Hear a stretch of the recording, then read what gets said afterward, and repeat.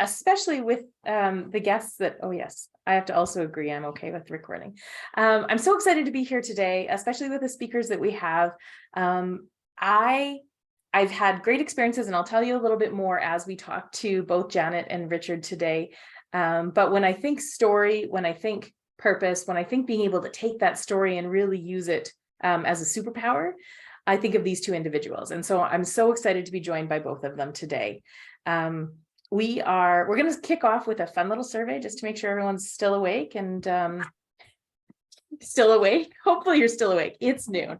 And so we're going to ask you, okay, of all the ways you make buying decisions, which one influences your buying decisions the most?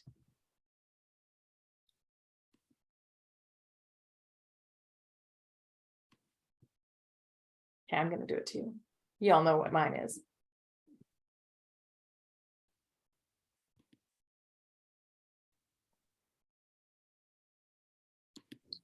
I don't know how to answer.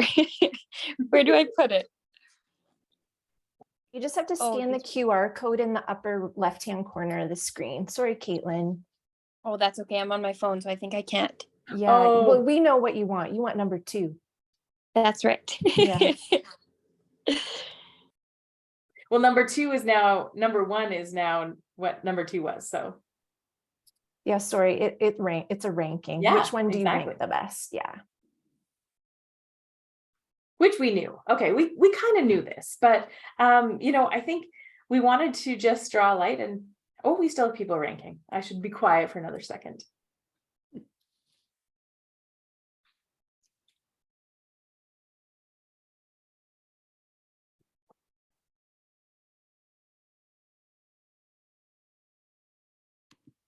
Okay, I think that's good. Hillary has terrible Wi-Fi, but she definitely wants real contact from real people.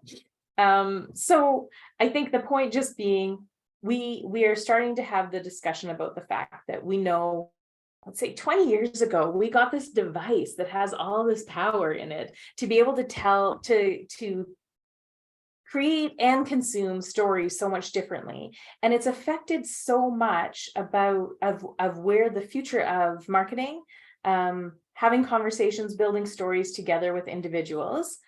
And we want to have a discussion today about that. So Martina, if we can go to the next slide now that we know that the social media presence is part of the story, but it's not the whole story.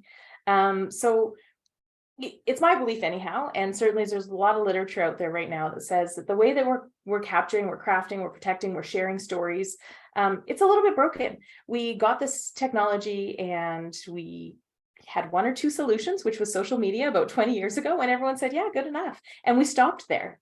And what we haven't seen is a whole bunch of other things come to really get us to the point where we can take these stories and leverage the crap out of them. So what we're seeing this year alone, 1.4 trillion images are going to be captured. Between the different social media platforms, they're averaging, Facebook is just over 3 million, TikTok and Instagram both over, billion, and both over 1 billion. And yet 97% of people think social media isn't enough for them to form a relationship with a brand or a customer. Your customers that have actually gone out of their way to go to your social media account and follow you are seeing less than 10% of the content you're posting, thanks to the algorithm that has evolved throughout the years. And I'm going to say made it more difficult for that. Over 75% of the population in North America is on social media, and yet 62% of them say they don't trust content from social media, with the exception of user-generated content or real stories from real people, and social proofing. So that's the landscape we're in right now. At the same time, what else we know is people care about your story more than ever before. They're looking for brands that they can relate to, that they can be in almost a relationship with, that they can get behind the purpose and the meaning of the brand and the story, and really feel like they're part of something bigger than just themselves. And so I'm going to start today. We're going to have a conversation with Janet is going to start us, then Richard, and then I'm going to close us out here. So Janet's really going to help us with this foundational piece of, like, how do we know our purpose? And then how do we determine how we tell that in the story? Then we're going to talk to Richard for a little bit, who took a story that had some great foundations, and when he joined WestJet and really like made it shine, and helped it amplify and build community and all these other things. And so we're going to just go from knowing your purpose to finding your story, and then figuring out how do you use your story to really build that connection point. And then I'm going to close out the session in about 35 minutes with what tools do you have, or what things can you consider to go deeper. And so that's who we are right now. If we go to Janet's slide, I'm going to leave this on just for a second while, if any of you want to get Janet's contact information by scanning the QR code, and then I'll tell you a little bit about Janet. Janet and I have had the chance to work together a couple times. One, she worked with an organization that was a fairly new organization, and I sat on their board of directors and worked through the process of actually identifying, like, who are we really serving? And it was a benefits company. And what is our purpose and why are we here? It was a benefits company, but in the cooperative system. She really helped us navigate some interesting landmines to get the right articulation around why we exist, what our purpose was, and at the board level. But I think she also worked with some of the management team. On the flip side, Janet's also recently interviewed me with a Women's Entrepreneur of Saskatchewan event that I was at. And so I get to turn the table and ask her questions. I'm looking forward to that. When I think story, and Janet she's just the biggest advocate for the fact that your story is what needs to lead, not just your marketing and your branding and, these quick hit things in a post or what have you, but actually the DNA of what your organization is made up with, and how you make decisions, how you decide what direction to go. This is the foundation of all of it. And so, Janet, thank you so much for joining us today. And so I'm going to start with just asking you, we hear this, we all know this. We know that our purpose, our story, we know that people are going to buy from us from that. They're going to interact with us. They're going to decide to work with us because of that. And yet it feels a little overwhelming. And so I'm just wondering if you could now I will say when she does a full workshop, it's a day or two. So I'm asking her to boil it down quickly, go easy on her. But if you could talk to us a bit about, like, where do we start? Yeah. And, I first off just want to say it is just an honor to be here with you and Richard. Both of you are gifted storytellers. Richard, WestJet had me with your We Are Owners story. And I'm going to be the first to admit that for every WestJet Christmas, I've cried. I just have. And, sometimes I would get on a flight after and I'd ask the flight attendant, hey, were you part of WestJet Christmas? And sometimes they would be. And of course, the story would get even more interesting and I would become more loyal. So I'm very excited to see what you are going to say. And Jessica, I'm so thrilled that you started with this question, because this is the question that I get asked the most. Like, where do I start? And isn't it the truth with so many things in life? If we just knew where to start, we'd probably be more fit. We'd probably be better cooks. We'd probably have a bigger business. And the answer to where to start is that your purpose is the foundation of your story. And often people will think their story is really their origin story, how you got started. And that's undoubtedly a really good story, but it's not your only story. And it's likely not your most persuasive. Sometimes people will say to me, you know what? Oh yeah, we tried storytelling. We've got our history up on our website. It didn't do anything for us. Mm-hmm. And I look at their history on their website and I thought, yes, so true. That wouldn't do anything for you.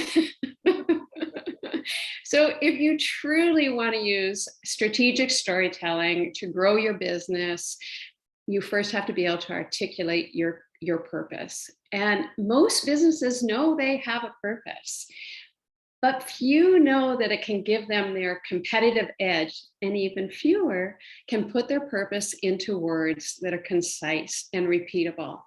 And this came home to me. I was working with a client one time and we started to talk about purpose, and they're going to say, oh, we did that. We did purpose. Come see. And they took me down into a work area that had lots of cubbies and a massive wall. And on this massive wall was their purpose in fairly small font. it filled an entire wall. And I sort of said, wow, you guys must have worked hard on this. And we went back to the meeting room and I said, can anybody like tell me the purpose again? And like the room went silent. And so then we did just a quick little fun survey. I thought, well, these people don't actually work on the floor where the wall is. So we asked the people who actually worked in very, very close proximity to the wall. No, zero. Couldn't repeat the purpose whatsoever. So it's not just, it's how you do it as well. But when we do find, know, and zero in on our purpose, it is the most rewarding way to grow your business. It gives you a riveting story to tell.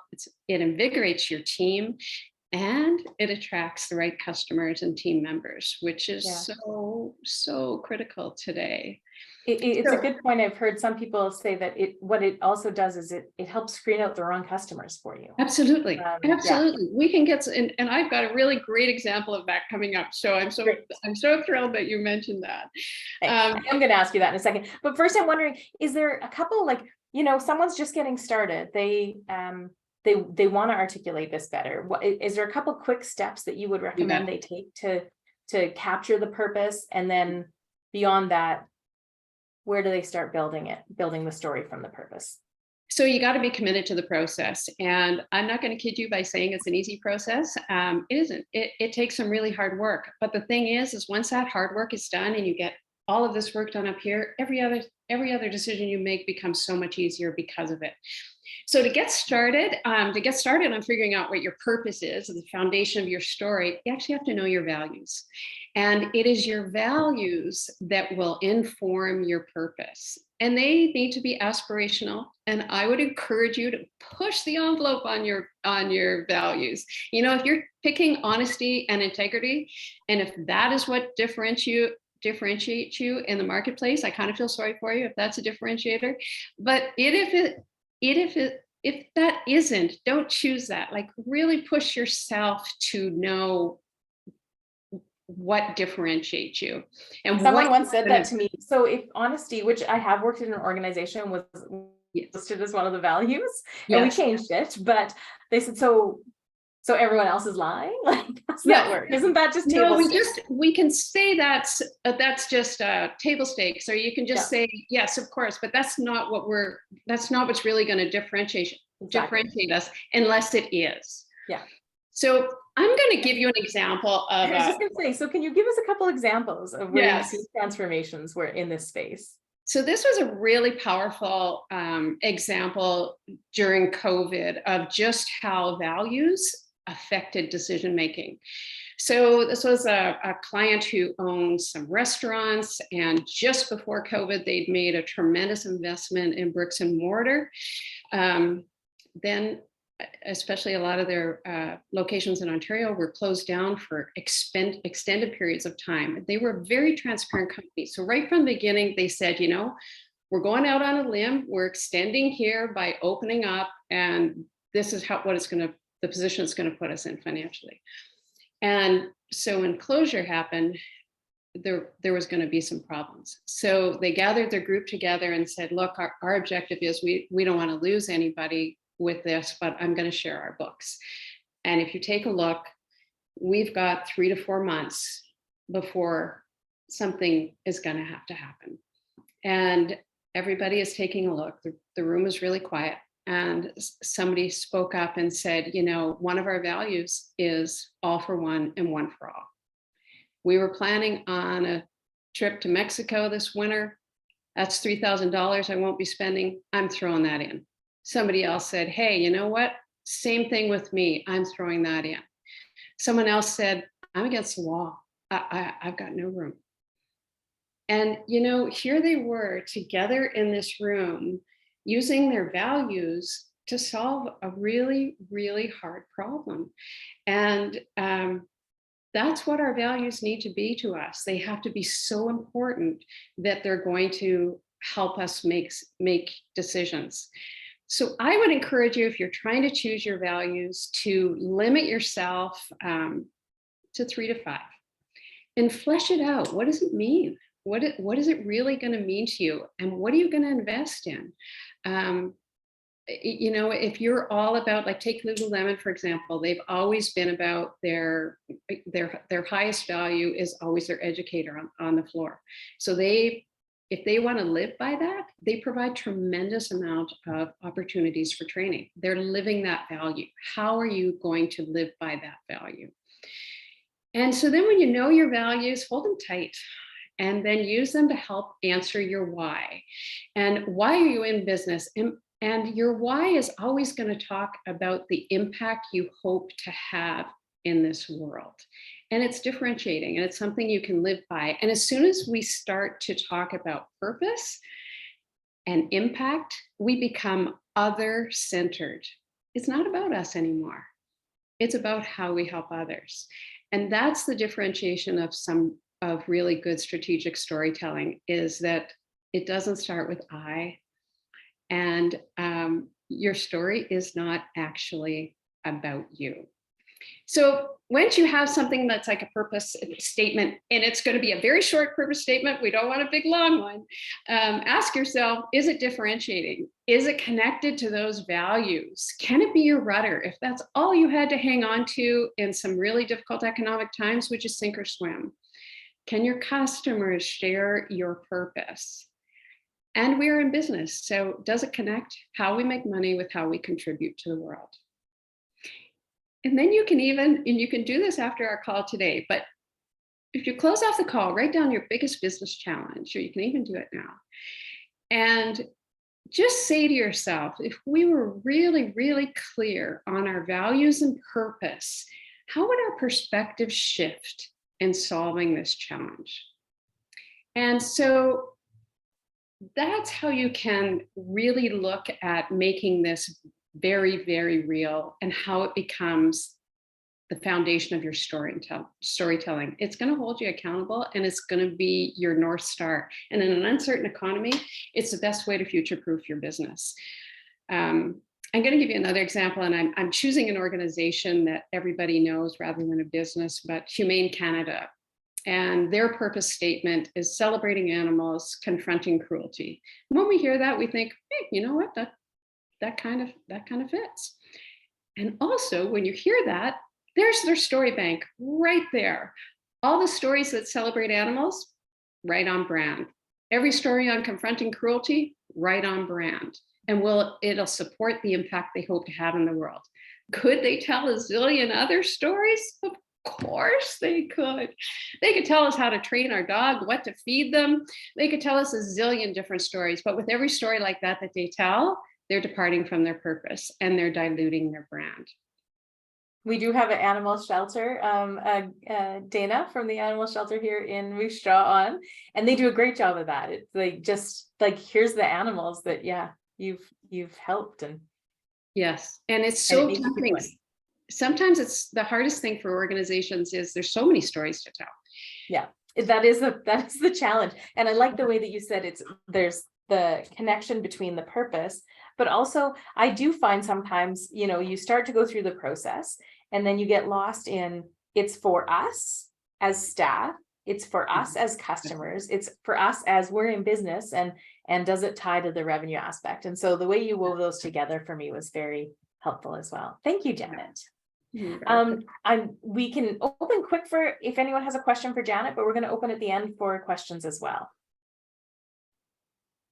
So I think if Martina doesn't give me the heads up, we'll just keep going. So now we're going to turn to Richard to have a little bit of a discussion. And I see Jess on here. So I know there is another WestJetter here as well.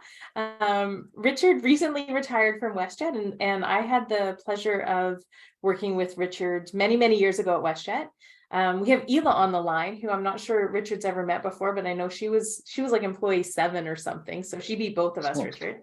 Yeah. But so I think about, when I worked at WestJet and I came in, or I left really not too long after Richard was there, and he's been there since the last 17, 18 years. He came into a place, and already, I was part of some of the pieces of the hiring process for Richard. We already knew of him as a brand leader, a thought leader in our country for how to really leverage your brand and build a good story. So, that was almost 20 years ago how we thought of you, Richard. And then you came into this company that had this really incredible founder story. You know, we had these early days where we got to do all these really crazy fun things. Oh, Ela was employee number 8. That's pretty good, hey? And so you had this, I feel like all the raw ingredients there, but we were not doing, well, we were not really doing much with it by the time you got there, I think. We were doing a lot with it from a culture perspective. People wanted to work there. I think people in the Calgary area wanted to fly there, and that was kind of it. And so, Richard, and you relocated from Toronto, east, right? From Toronto to come and I think about where we were then and the stories we've fallen in love with WestJet since then. You guys all may recognize Richard's face from the fun April Fool's Day videos, you know, from the Christmas Miracle campaign. So I think where Janet's talked about this purpose needing to be the foundation and the values. And I would say we had some of that at WestJet. We did have our values cards. We made decisions with them every single day in meetings. Richard came in and then said, okay, let's stir this secret sauce and let's tell the world about it so we can create community and loyalty and make people feel like they belong here beyond just you work here. And so sorry, I get really excited about it because Richard, you just did, you know, like a magic wand over the years there. So I'm just curious, first of all, what's your advice for these? A lot of the businesses on the screen here are small businesses. You know, what's your advice for, they've maybe done some of the work, they know what really drives them purpose-wise, but they don't really know what to do with it now. Great question, Jess. Thank you. And it is funny. I do remember that interview process. I was flying from Toronto and I was up at 5 a.m. to catch a 7 o'clock flight. And they booked me in the very last row in the middle seat. And I was convinced that all of this was part and parcel of the interview process because I'm in the middle. So the very last seat on the right in the middle. So it's that E. And the fellow in D on the aisle falls asleep early on in the flight and then on my shoulder and is now fast asleep on my shoulder and seems to have some sort of business phrase Tourette's because he would randomly kind of in his sleep say words like return on investment or profitability. And I was convinced it was part of the interview process. And I'm like, I can take this, I can take this. And so I got to Calgary. Exactly. And I got to Calgary and I mentioned it and they're like, no, we're not that clever. It's anyway, some guy just fell asleep on We me. might have done some things in the selection process. We definitely asked the receptionist, were they nice to you? They did not plant extras on planes. But I know. But you know, the question you've asked me, you know, it's part of it is I'll build on Janet's response in that understanding that purpose piece and understanding the values is as important as understanding the strategy because it gives you the permission. Strategy gives you the permission to focus and the permission to understand just as much as what you are going to say yes to, what you are going to say no to.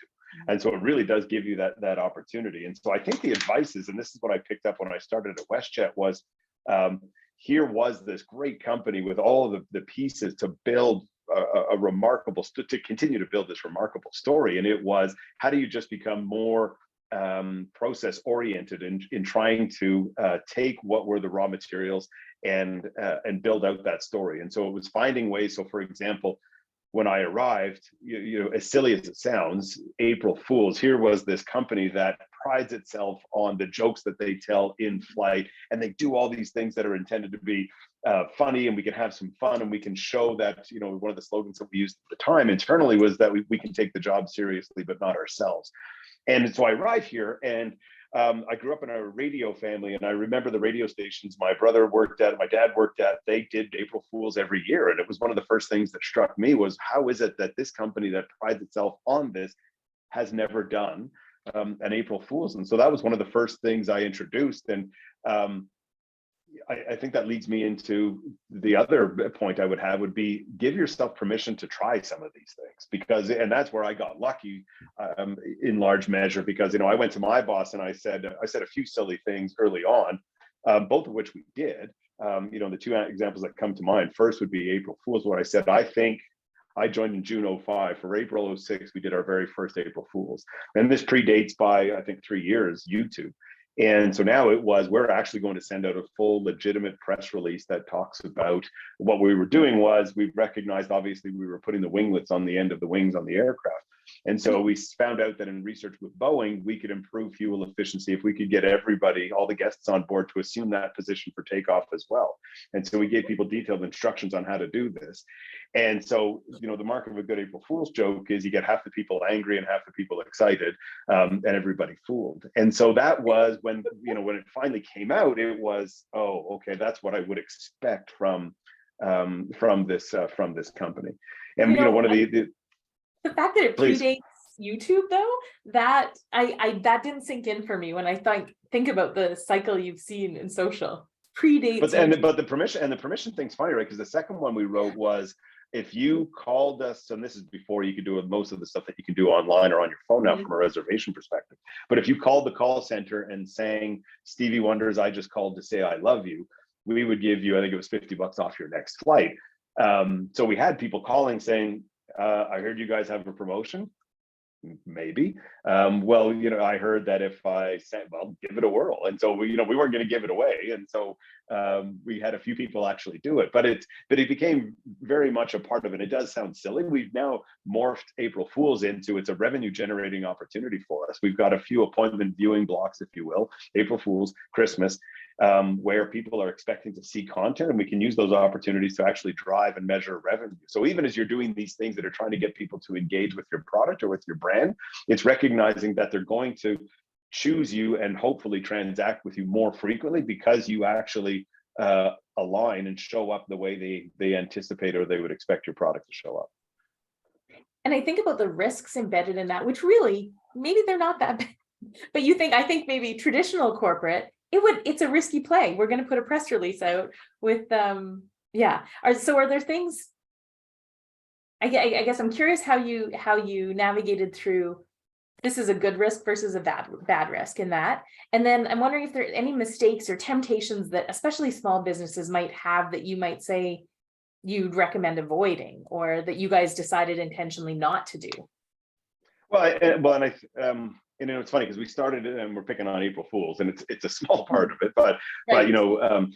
Janet, you mentioned the owners campaign at the outset, and that was just rooted in, we'd never had a pension plan, so we had, instead you could purchase shares in the organization and the company would match it, which is how we end up with the literal definition of owners, or 85% of the employee base who were shareholders in the company. That gave people that reason to believe. And so that became very much how we wanted to articulate and talk about it. It became our MasterCard crisis, if you will.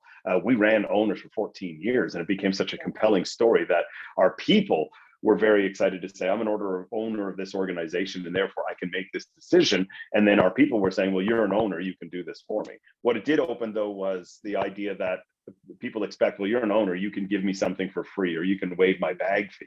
But where we were successful with it was, hang on a second, yes, I am an owner, and recognizing that it's tremendously difficult to make money in this business. I'm not going to waive that bag fee, but I am going to explain to you why it's important to us as an organization. But I think the early piece is, and this is, we're talking about social media marketing. I think the big piece is, in some measure, there's an expectation that I can set it and leave it from a social perspective. It's just, well, I've posted something, or I have these accounts, and therefore I'm done. And I stumbled across, I grew up in Montreal, and I stumbled across a shopping mall near where I grew up, and it had on their website, follow us on social media. And so you see that often with a lot of companies, that it says follow us, and they've got the suite of social platforms in which they engage. And yet not one of them gives why exactly would I follow you? Give me the why behind why I should actually be interested in a shopping mall's social platform. And I went and clicked on each one of them, and there was absolutely nothing there that post-dated 2018. And so nothing as it relates to the pandemic, nothing it related to stores that had come and gone. It was, hey, follow us here. And it was, you could see very much it was a tick the box exercise for the organization, where I'm told, I read it online or I read it in a book, that I'm supposed to have these platforms, and I have no idea how to bring that to life and how and why I would get people to follow me. So I'll finish with this. So what we did when now all of a sudden along come these social platforms, one of the early things that we found at WestJet is our own employees had actually picked up the Twitter feed. Somebody in IT registered WestJet as the handle, and it never actually belonged to the company at the outset. It belonged to one of our employees, and he was photographing his lunch on a daily basis. And so here was the @WestJet Twitter account, and it's like, today I had pizza, and there's a picture of a pizza. So that was the early days, but now it's grown into this very sophisticated. How are you going to build out a story that's going to be relevant, and how are you going to get people to want to be there? And I think another one of the mistakes, if you want to call it a mistake, it seems easy and it seems that it works in that I am offering a promotion for everybody that likes this page and sends it off to somebody else. Your name will be entered to win whatever it is, the product or service that we have to offer. The challenge there is you haven't necessarily engaged with anybody who's genuinely interested in your product. You've engaged with somebody who probably over indexes to filling out contest forms at the liquor store to win the barbecue or whatever it happens to be that's being given away. So at WestJet, I can't speak to those early days in social. We worked hard to just build out a community that people wanted to be there because the content was relevant, not because they were going to win a free flight. Yeah, when you said that to me at a call before, and you said like the temptation, of course, to say, oh, like, yeah, have follow us to win a chance to get a free flight. Everyone's going to follow, but are you getting the right people? Are you building community? Yeah. And it's one of the challenges, everybody, you mentioned it already, Jess, the Christmas Miracle, and that was heady stuff, but we were equal parts good and lucky in that with the one we did in 2013, which is the one that blew up the internet and had 50 million views. But that's the one, maybe the second, we got it twice where I think we actually had viral content. But now the algorithms have shifted, that the notion that you're going to be able to put some content out there and it's just going to go viral simply doesn't exist anymore. And even for us, when we had 50 million views, the rank order of countries who watched that video were Canada, US, the UK, and number 4 was Brazil. So great fun fact at a cocktail party, but we don't fly to Brazil. We don't operate out of there. And so you start to see that there's a fair bit of those audiences that were entirely irrelevant to us. So it's more about, I need to build something relevant, content that's going to mean something to the people that are actually the relevant audience or the relevant target for me. Yeah, hone into the small, correct community as opposed to the masses. I know we've had discussions with people who've, TikToks, and they've, I got 1 million views. And then you say, so what? So then what happened? And often it's nothing. Nothing happened. No, and that's where for us it morphed, and it probably took us a few years to morph to that, because it was in the early days, it was just an exercise in, well, how many views did you get? And then it became, everybody kind of realized, well, how many views did you buy? And so it's because then you're going to have to do that if you actually want to be able to go out and drive those views. And what we've morphed to today is, and it, we don't mean it to sound crass, but we are in a business, and it's more a function of how much revenue do we drive.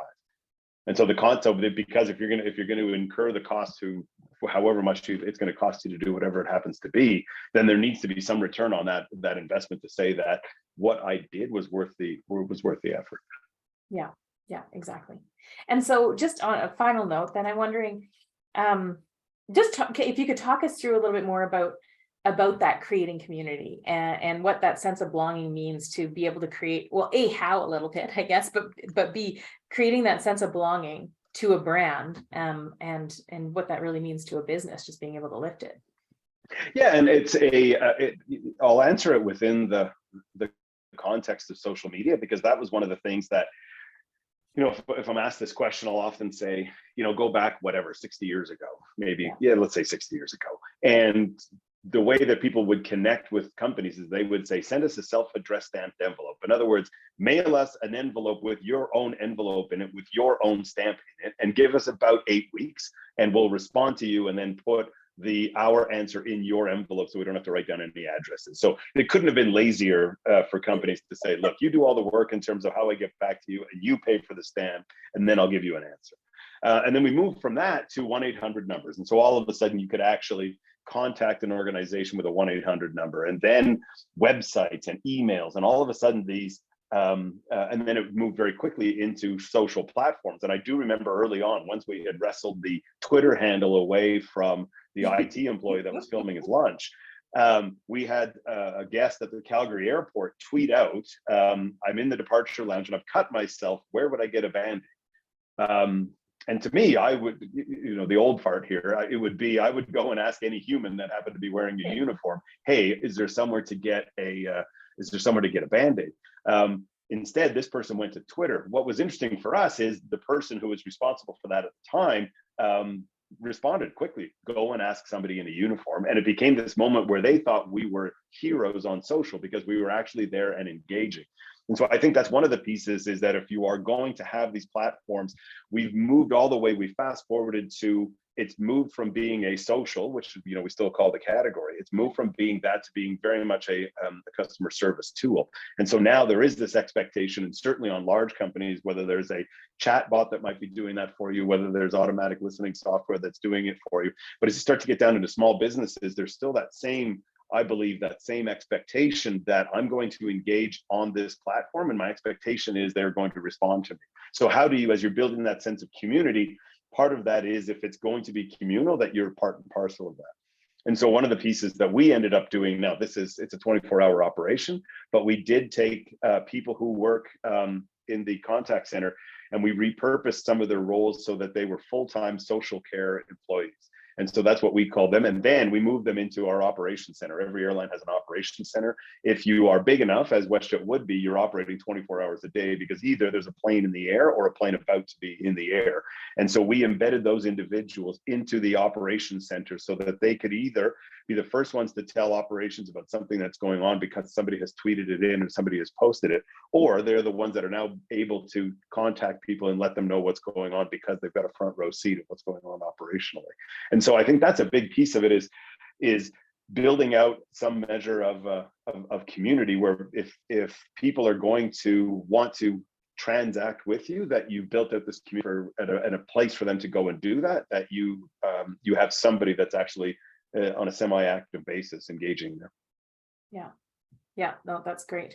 And I think there is engaging in terms of operational, and then I think there's engaging in terms of story as well. And so when I think engaging in terms of story, the things you guys have done were, I'll give you a silly one, because it was, you go back to the early days of social, and if you've been on a WestJet plane, again, for the most part, the wings bend up at the end.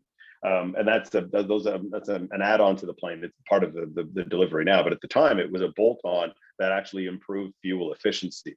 And the number of people who would send us pictures of those, thinking we would want to use it for our marketing purposes. And it became, hey, I took a picture of the winglet over the CN Tower, over the Laurentians in the east. I took it over Montreal, insert city name here. And we were being inundated with these people saying, I only want one free flight for the use of my picture of a winglet. And it was dozens of them. So what we did was just turned it into Winglet Wednesday. And we just said, look, every Wednesday, we are just going to do a dump of every photo that everybody has given us. And it immediately became, here was the company saying, we're going to celebrate these people that have taken pictures of winglets. Had nothing to do with anything, but it did promote a sense of community to say, we'd like you to be a part of it, and we appreciate the fact that you've taken this picture of a winglet for us. We'll celebrate you within our community, but we're not going to give you anything, or not a free flight. But it was amazing to see how much that did work to build out a community. And what we also found with that is, we have become somewhat as a society, certainly in the first world, we've become somewhat precious, where 1 star for the review for this particular restaurant, because they didn't have my reservation and I actually had to sit closer to the kitchen than I thought it was going to be. And it was the worst experience I've ever had. And so you're seeing a lot of that. What the community allowed us to do is, we didn't necessarily have to weigh into every customer service situation, because the community, actually, you would find it would bring everybody back to center. And so the community can now take on a role as the evangelist for your brand. And we would see that where, somebody would have a particular issue, and then people would say, well, hang on a second, actually look at it from the airline's perspective. And more often than not, everything would eventually move back to center. That's a beautiful place to be, where your customers are just taking care of it for you. Now, post-pandemic, there's not enough people working, and we're having to cancel flights, and apparently we're losing everyone's luggage, and you didn't get a refund. So it's a bit of a Apparently challenge. everyone's losing everyone's luggage. So I think that's agnostic to any company. Oh, that's some great stuff, and that's some great stories, Richard. And just I think between the two of you, I could hear stories for the next couple hours. But so okay, so Martina, we're just going to go through the next couple slides. So I'll introduce myself. I'm Jessica McNaughton. I'm the CEO and founder of Memory Keeper Technologies.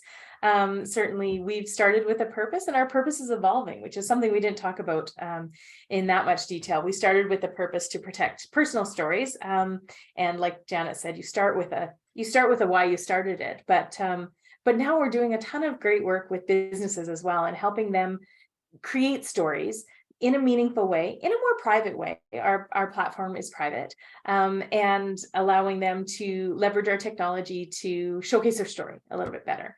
So, so that's me. You can scan that, and we can just move to the next slide. So my job here is to talk to you about tools. And not just my own tool. Memory Keeper is a tool, but there are many tools to use. And I think, you know, doing a lot of research on this, there's a number of companies that can help you leverage your story, but also interact with your customers a little bit differently, and Memory Keeper being one of them. We certainly know we're seeing marketing go from real mail to email, reward programs. There's still blog. People are using blog posts still fairly actively. I thought it was dying, but apparently it's not. Events, the websites, and also text marketing is becoming fairly active. So what we encourage you to do is first ask yourself, and I say ask yourself, but actually first think at your story, look at your purpose, look at your story, and figure out who you're talking to. I think by way of doing the story program, and then actually ask them. So not a ton of us, we've done some surveys to actually ask the people who use our product, how do you want to talk to us? How do you want to interact with us? Do you want to get a newsletter? Do you want to actually be able to see what our team's doing? And then we build our strategy for our own business off of the things we've heard. So I recommend first and foremost as a business is asking your users and your target audience. So your ideal customer, your ideal staff, how do you guys want to interact together? And then I think if we can go to the next slide here, Martina, I'm going to just spend a couple minutes telling you Memory Keeper being one of the solutions is a great platform. It is a private platform. So only the people you decide to share it with see it. It's a platform that you can use to either create your own story and share, but also you can co-create stories with your customers. And this is where we see the greatest success. So I'm just going to tell you a couple of the customers that are using us. We have a garden center that uses us. They did it first to gather user-generated content and testimonials, but they've since, I'm going to show you. Oh, okay, I'll show you now. So they've got a story in Memory Keeper. Memory Keeper is a fairly simple platform where you can make some decisions about a story, add a cover. You can also add your hashtags that will get captured automatically from Twitter and Instagram. And just by that, you've created a story. So it's quite easy. Some businesses have multiple stories, some have just one or two. But what this company did was, it's a local garden center. They asked their customers, they put every story has a link to it and a QR code. So they put the QR code on the back of their receipts. And they said, just show us your garden in full bloom. And so it started with this little contest they were having. They did a draw for a chance to win and started hearing from customers. The other thing that's nice with the business is there's a disclaimer. So the customers say, yes, you can use this. You can brag about whatever I told you in here. And so they got some great content, but then they started getting asked some questions as well. So then they put together some content with some planting tutorials on, how to work with the different plants and how to plant. And then some people were saying, well, who do I ask about what? So they did a Meet the Team chapter. And then most recently, and they just kicked this off and I love it, and this was actually one of their followers that suggested, can we share recipes? So here they are in their story and they're sharing recipes of the things that have come out of the garden in Saskatchewan, right here, on their Memory Keeper page. So it's just a really great example of a very simple way to create a page and a story, but then to build story together with the people that you're building this community with. We also have Indigenous owned resort in Saskatchewan here that uses us they've integrated the language and the culture and the history of the Dakota people into every room. So they have a memory keeper QR code in every room, and they actually have pictures and voice of how to say toothbrush in the Dakota language, how to say I'm hungry in the Dakota language. And they've had people call down to the front desk and actually ask for shampoo or toothbrush or restaurant reservation in the Dakota language as a result of the story they've created in Memory Keeper. So that was my finals. I just wanted to show you all about one of the tools, which of course I'm biased towards, which is Memory Keeper, which is a place where you can create your stories digitally. We have things like, there's so many different use cases, but we have some subscription boxes that are using us and actually have the artist. It's a Glowhaven box, and yeah, they're working with each Indigenous creator to actually record they record a video of this is the art piece, this is why I created it for this box, this is the meaning behind it, and then they put the QR code in every box. So the people that receive this box actually get a little heartstring for why I got these pieces, who made them, what they did. And these stories, so there's not a story I can't think that Memory Keeper could help leverage, elevate, and engage with your audience. And so whether it's staff, it's employees, and or it's the people who are using your product and who you most serve with your purpose and your story, it's a great tool. And so that brings us to the end of our conversation. And what I'd love to do is open the floor if anyone has questions for Richard, for Janet, or for myself, or for each other. Martina, I don't know if you got any questions in so far as well. No, you can put your questions in the chat though, if you're more comfortable with that. I can be the voice from the chat. Put on my best audiobook voice. But the things that they don't go through that in the garbage. I don't, I flush them down the toilet. I don't think that was a question. With your poop, I just flush it down the toilet. Toilet? Yeah. I'm pretty sure that wasn't a question. Okay, well, folks, if maybe what we'll do is we'll leave the line open a couple minutes longer. If anyone types in any Oh, questions. we do. We have one Oh, question. okay. I just see, sorry, someone just came off mute. Hillary, I see. I have a, yeah, Sorry. thanks. Go ahead. I have a question. Jesse, you were talking about like the example of the garden center and people were able to contribute their photos, which is awesome. How then does sort of the general public get to see that story? Like I Well, can you see know- it's a two-way street, right? They're contributing, Yeah. but you also want them to view it. So how do they view it? It's a good question because actually, so they do a couple of things. So they have shared it on their social media page. They've also shared it in their email campaigns. Having said that, I will say I have a couple other examples. So we work with Hotel Sask, the Marriott, and they have the Royal Suite. And so they have the story of the suite, why it was created, the history behind it, the famous people who have stayed there before them. And they create this story and they actually just share the QR code with the people who stay in the suite. So in some cases, people are using this as a tool that they want everyone to get to see. And also you can bookmark the stories once you see them in Memory Keeper and keep going back to them. But then there's also these other groups that are actually trying to make really exclusive. You only get to be a part of the story if you stayed here. We have a dog sledder company that does something very similar. And so once you dog sled with him, you get a piece of the story, or you get to be a part of the story, and you put your experience, and then other dog sledders coming back and seeing, oh, who was dog sledding this week? But it's really just for the people who got the QR code, who actually experienced. So in some cases, people are intentionally controlling who gets to see it. And in other cases, you can share it on all your socials. You can use it in your email campaigns. Okay. We do have a company in the, another Indigenous company in interior BC that actually has the link right on their website, so that you can learn about the plants and the medicinal purposes and how to pronounce them. And so there's a number of different ways you can use it. And essentially the audience can be as broad with the other tools you use, or as unique as you wish. Okay. So Great we have two more questions. The first one Okay. is from Joanna. Joanna, do you feel comfortable coming off mute and asking your question? Yes, I Thanks, work Joanna. at the library, and I really enjoy the idea behind Memory Keeper and the storytelling. And I'm wondering how to make it reality in my community. because I work at the library, and for example, there will be a excursion from school. They will visit our academic university library, and I like the example of the gardening company, Yeah.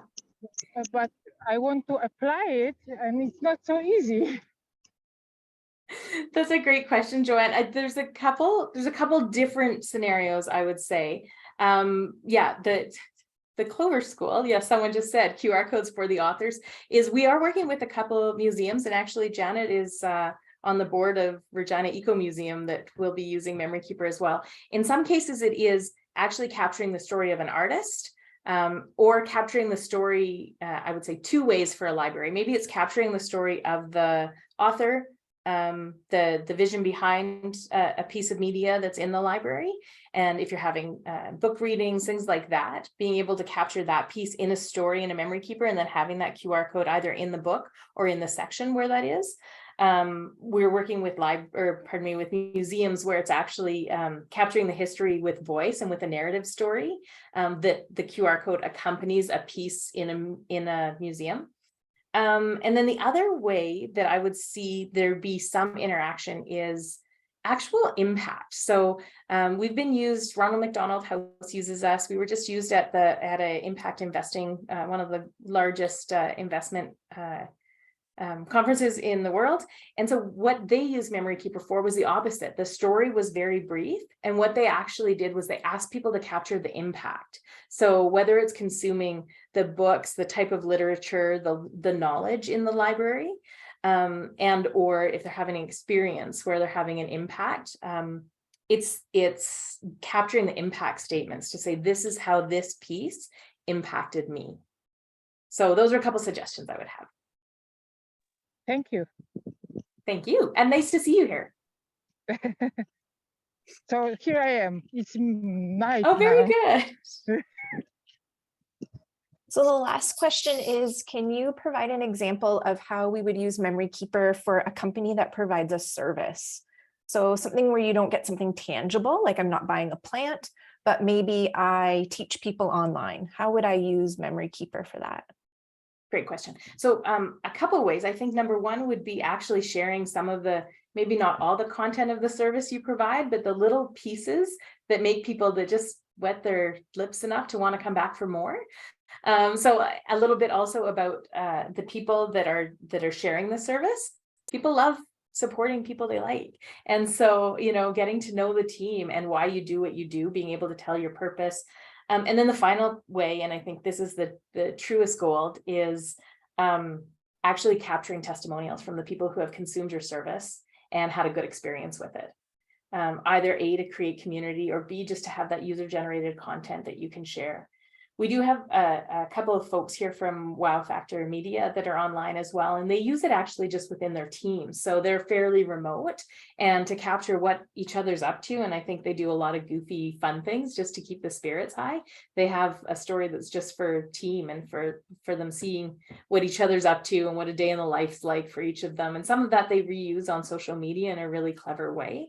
And some of it is just to build that cohesiveness within the group. So. Yeah, I was just going to say, Jessica, we love the product because it helps us organize our brand story from all of our different staff members. So everybody's doing something different on a day-to-day basis. They put it in the Memory Keeper. We feel connected in the Memory Keeper. And then we can use that kind of behind the scenes content to show our customers on social the humans behind our brand. And it's so valuable. So yeah, another use case is just like organizing everything that's going on internally here at the office. Yeah. Great. Thanks, Ashley.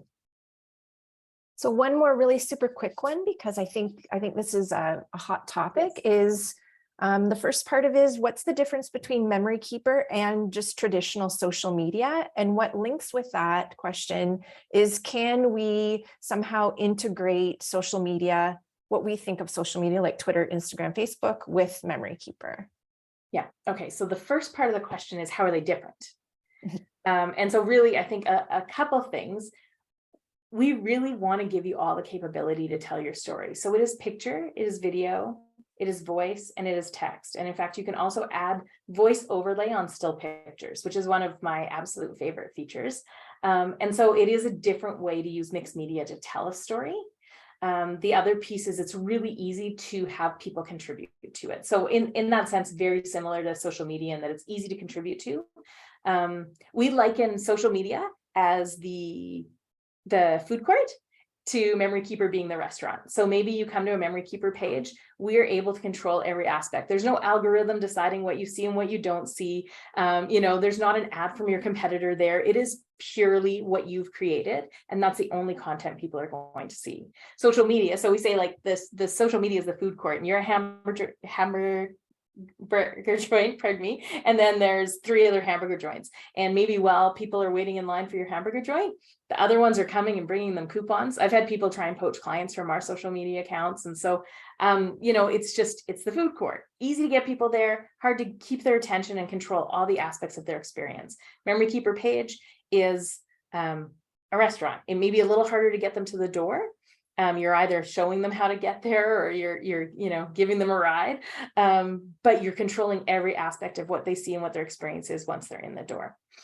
So I think that, as well as the different content that you can use and the different types of media and the way that you can build stories together, would be the differences. Having said that, we do interact with social media, and we do we use social media. We love social media.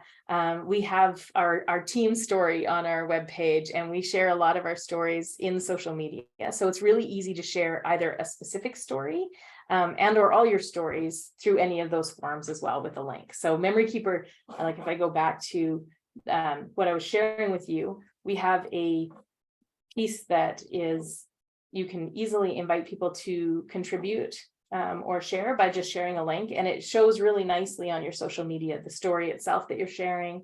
And the other thing we do is when you add to content, you can actually bring in content from your social media. So they dance really nicely together. Perfect. Thank you. That was great. Great.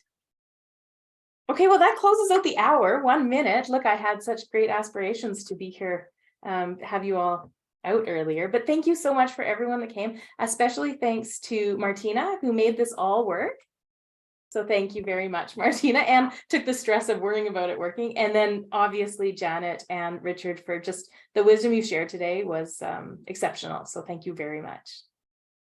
Thank you. And everyone have a great, happy